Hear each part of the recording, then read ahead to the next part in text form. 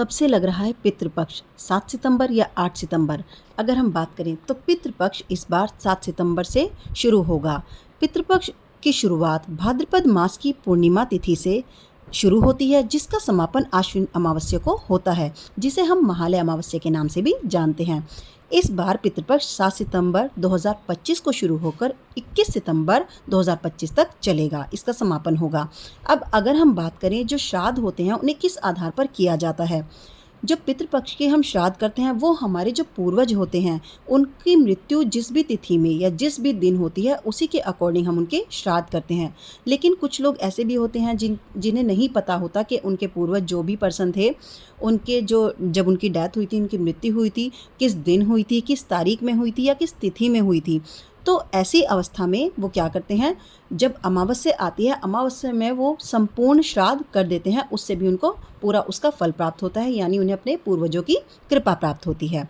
तो चलिए अगर हम बात करें पूजा सामग्री हमें श्राद्ध के समय जब हम पूजा करते हैं कौन सी चाहिए होती है, तो जो बहुत ही इम्पोर्टेंट सामग्री वो है रोली, सिंदूर, सुपारी, चावल, जनेऊ, कपूर, हल्दी, देसी घी, काले तिल, तुलसी पत्ते, हवन सामग्री, खीर और इसमें आप सामक के चावल, गुड़, गन्ना आदि का प्रयोग करेंगे।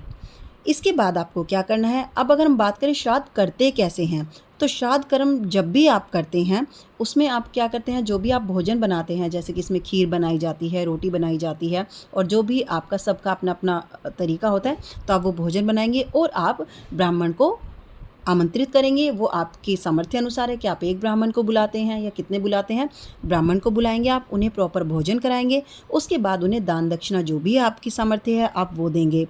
इसके बाद आप अगर आपकी सामर्थ्य है तो आप ज़रूरतमंदों को भी भोजन करा सकते हैं, इससे भी आपको बहुत लाभ मिलेगा। साथ ही साथ आपको गाय को, कुत्तों को, कौवों को भी भोजन देना चाहिए, उनका भी भोजन आपको निकालना है जो कि बहुत ज़रूरी माना जाता है।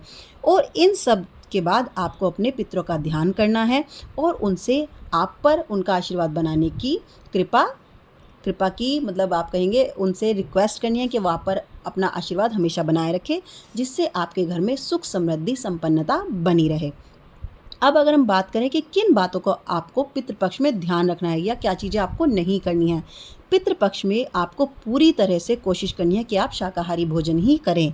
इस दौरान आपको बाल नहीं कटवाने हैं और आपको किसी भी तरह का लहसुन, प्याज आदि का सेवन नहीं करना है। वही जैसे मैंने कहा पूर्ण शाकाहारी भी हो और इन सब चीज़ों का भी आपको ध्यान रखना है।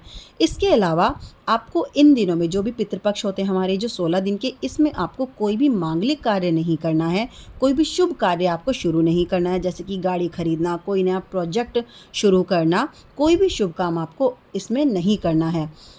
जब इसका समापन होगा उसके बाद आप कुछ भी कर सकते हैं, लेकिन इन दिनों में कोई भी शुभ कार्य करना, कोई भी मांगलिक कार्य करना वर्जित माना जाता है। तो ऐसे ही आपको इन श्राद्धों में पूजा पाठ करनी है, इनमें जो पालन होता है, नियम होते हैं, उनको ध्यान में रखना है। राधे राधे।